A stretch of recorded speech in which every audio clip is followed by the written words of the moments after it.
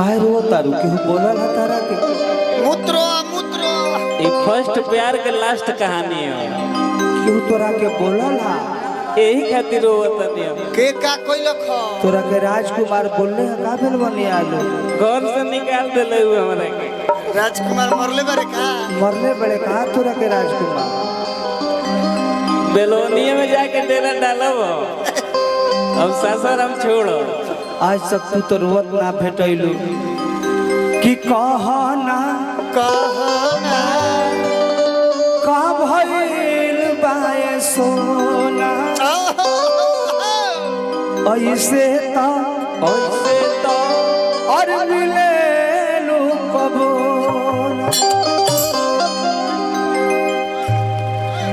आज तक तो हमरा से कबो ऐसे नहीं के मिलल। कोनो गलती भइल बा हमरा से? माई मार के घर से निकाल देले और किया चांद जैसा चेहरा कुम्हिलाइल बता है। आज तक ले तोरा कैसा नहीं देखले कि कबो तू हमरा भी रोवत आइल बा।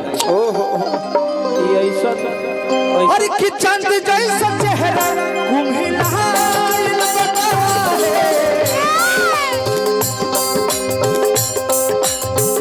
अखियाँ ललाइल बता है।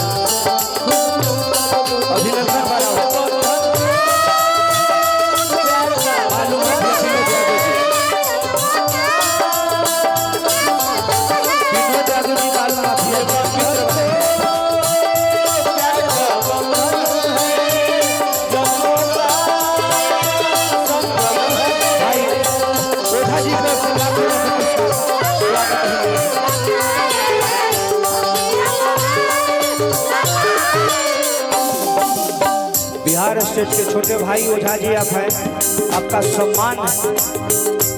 विनोद जी के मान सम्मान है। मालूम माफिया है, उनका भी स्वागत अभिनंदन। देखिए भाई हमारे मित्र लोग आइल बा। ए छोटे क्या हो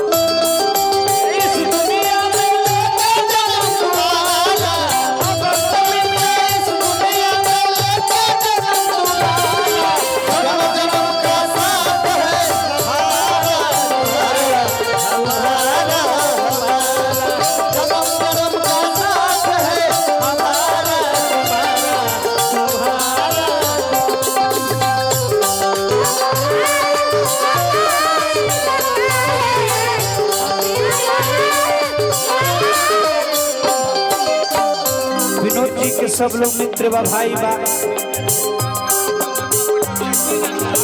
सब उनकर परिवार के लोग बा।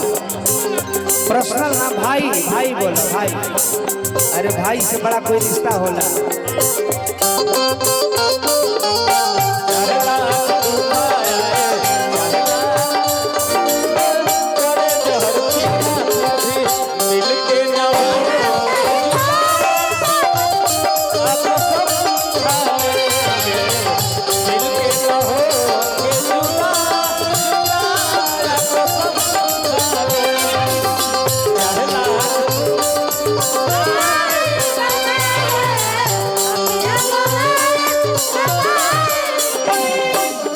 गिरधर आहो बोला ना कवन बतिया जान छिपावा दारू हो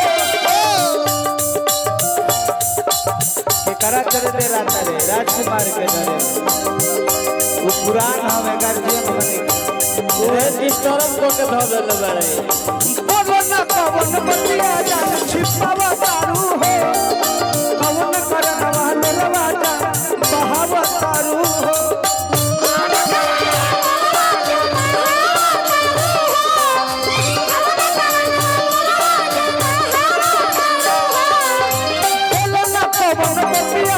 छिपावतारू हो कवन करन वाले रवाजा बहावतारू हो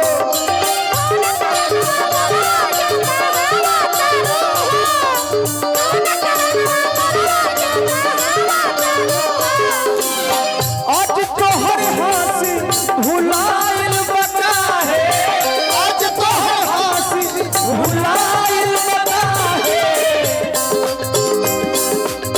अखिया ललाइल बता है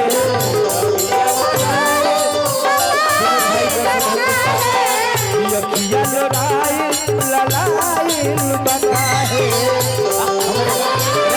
भैया देखिए हमारे रमाकांत भैया आइल बनी पटना जिला से नीरज भैया बानी छोटे तिवारी बाबा बानी ये पूरे टीम के हमारा हार्दिक स्वागत बा और ये सब लोग हमारे भाई गार्जियन हैं और विनोद भैया के सब प्यार है आप सबको स्वागत अभिनंदन हम करते हैं मंच पे ज्यादा कुछ ना बोलो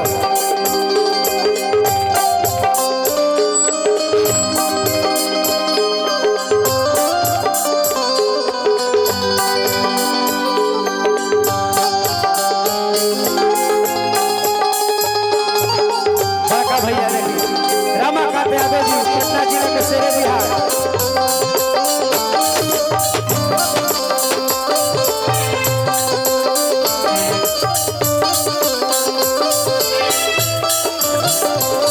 भैया बालू माफिया बानी हमनी के बड़का भाई बानी रमाकांत भैया हमारे नीरज भैया बानी दोनों जना बड़ भाई हलो भैया बानी छोटे तिवारी बाबा बानी कैमरामैन जी फायरिंग के वीडियो तो लोग मत बनाई ई घर परिवार के प्रोग्राम हो आई कोनो दूसरा जगह कार्यक्रम नहीं ई मत तो लोग टेग लगई है विनोद यादव जी के एगो छवि हो भाई हमरे पूरे शाहबाद के एक दिन किंग बने अभी किंग और बड़ा बनी है एको बात बटुको नहीं अच्छी बताऊं देखी रमाकांत भैया से पहला बार मुलाकात और हमारे गार्जियन लोग दीपक सिंह जी बड़का भैया निरंजन भैया बड़े रोहतास से आइल भैया के स्वागत अभिनंदन बा एगो जान बटुको नहीं अच्छी बताऊं हो देखिए टिंकू सिंह जी रोहतास से देखी बड़का भैया हमारे एको जान बटुको नहीं बाकी हो देखी रवाई से हाथी के करहना फाटी हो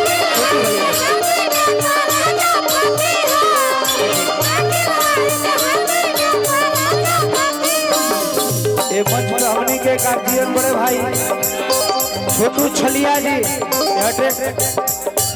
ये मंच पे सब लोग गार्जियन बा रमाकांत भैया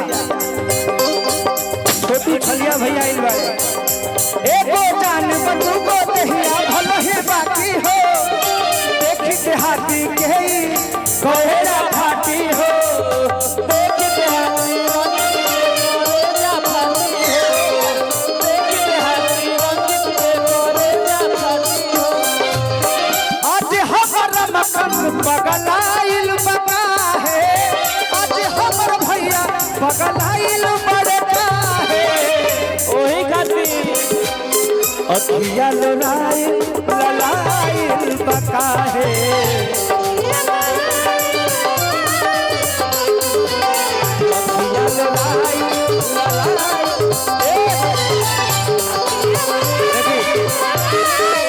हमारे बड़ भाई लोग शाहबाद के मनोज भैया, मनोज राय जी और शाहबाद के किंग, इन लोग के नाम बाहुबली में आवेला। भूपेंद्र भैया मुखिया जी और रमाकांत भैया, मनोज भैया,